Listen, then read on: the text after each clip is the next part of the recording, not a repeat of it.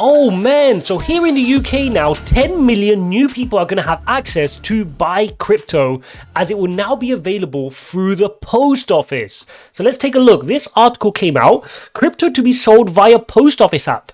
Now, cryptocurrencies will soon be available to buy via the post office's Easy ID verification app, which has over 10 million users. From next week, the Easy ID app will offer access to swarm markets in an exchange which connects buyers and sellers of online tokens. Guys, this is a big deal, not just because of the 10 million users, but the post office is known to be quite a low risk entity, right? People trust the post office. I mean, a lot of the older demographic will still go to the post office to do their bank deposits and withdrawals and all that kind of thing. They're not using online banking. So for the post office to be let's face it, taking on a volatile asset in cryptocurrency, this is quite a big step, and it means they would have done their vetting, they would have done their homework. They're a big institution, a big organization with a big brand here in the UK, and that's a real big feather in the cap for cryptocurrencies, and it's a big stamp of approval that the post office are willing to allow users to give them another on-ramp into cryptocurrency. And I don't think, this is the be-all end-all that everybody's going to be using Easy ID app to buy cryptos. That's not the point. I mean, we've spoke about this before with PayPal, with Robinhood, where a lot of people say, oh, why are you using Robinhood to buy your crypto? You don't own the keys. It's not your crypto. Remember, these are on-ramps, right?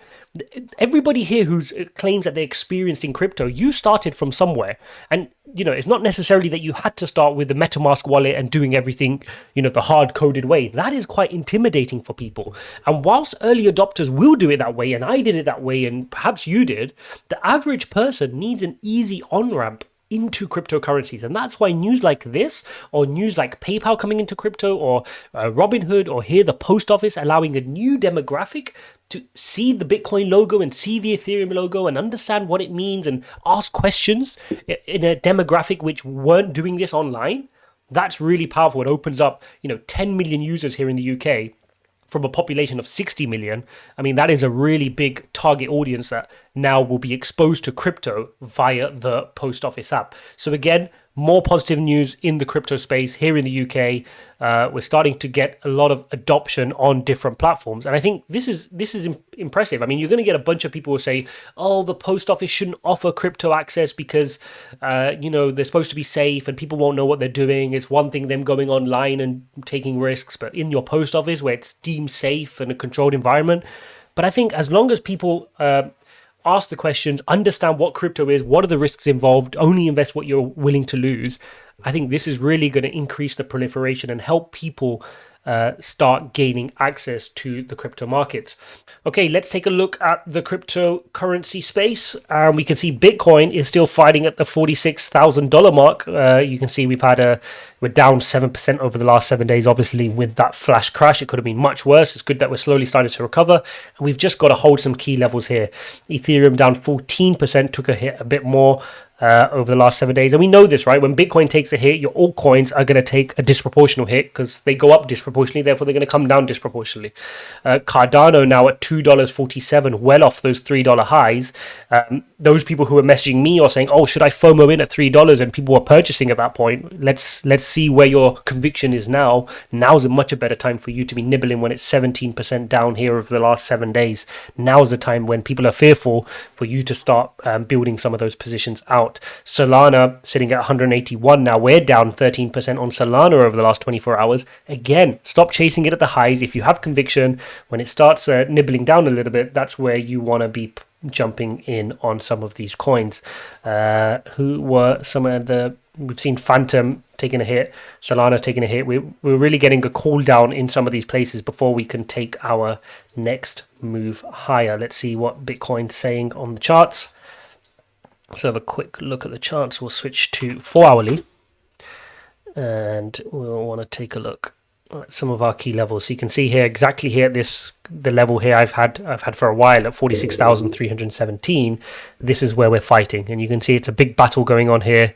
And it's a really key level for us to hold. I mean, we had this inverse head and shoulders. We broke high, flash crash down, and now we're kind of heading. Let's switch to the hourly.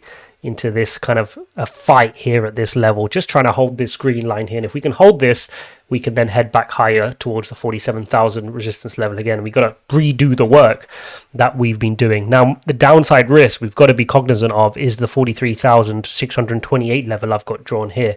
That's this yellow line here.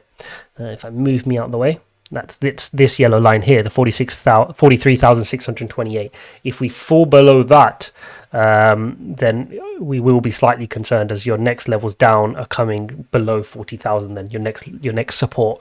So we really want to be holding 43. Ideally, we hold this 46 and move higher. But if we break that, it's going to be a little bit of a roller coaster down to 43. So there you go, guys. Look, adoption and all the fundamentals are moving in the direction of where we want to for long-term crypto adoption. But we have to face the market and trade the market that we're seeing. And the market that we're seeing is one where institutions clearly want more Bitcoin, and they clearly don't want to be paying more than $50,000 for it, right? They believe we're going to head to 100,000, 200, 250,000 over the next bull run, and they're trying to suppress the price as long as possible so they can keep accumulating. And that's really important. If you guys haven't seen my video where I explain the share price fallacy, go search my channel, look for that one, because that explains a key trait that a lot of inexperienced investors don't understand about us needing the share price to stay low for a long period of time. We only need the share price to go high once. And that's why the institutions are keeping it down, loading their boats, and then they're going to sell. And the way they do that is just by crashing the market, exactly like we saw here, crashing the market and getting rid of all these weak hands, taking their crypto off of them, and then climb higher.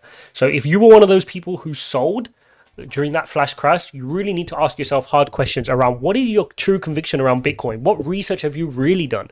Or have you bought Bitcoin because your friend bought it? Because if your friend bought it who may have high conviction and you're buying it without conviction but just listening to him or her, when that flash crash happens and you take your phone out and you panic sell, that's where you're getting burnt. That's where you're losing significant wealth. And that's when you've given your crypto keys over to an institution who designed the market to do exactly that. So if you believe in any investment, whether it's equity, whether it's real estate, whether it's crypto, you buy, you have that conviction, and you hold until it gets to the price you want it to get to. If it doesn't get to the price you want to get to and it goes lower, you should consider that a sale, right? Because it's a bonus for you. It's on a flash sale, and therefore you should be buying more. And so that comes on to the second type of investor we had when we had that flash crash. If you were one of those investors that doubled down and bought some more, congrats, you need a gold star, because that was a test, right? And that's a true test of your conviction when Bitcoin falls to, up to 42,000, I think it got to, in a matter of an hour. That was a true test of resolve. And if you took your phone out and bought a little bit more Bitcoin, kudos. So there you have it, guys, rambling on a little bit, but there's your update on Bitcoin. The post office is now accepting Bitcoin. It sounds so funny for those of you in the UK who know what the post office organization is like. That is a really interesting dichotomy, where you've got a really old guard establishment in the post office, which has the stamp of approval from the Queen, and it's very traditional. A lot of the older demographic will go there for their transactions. For them to now be offering an onboarding on-ramp into crypto is really, really interesting, and just shows how far we've come as a crypto community. So there you go, guys. Thanks for watching. We'll see you in the next one.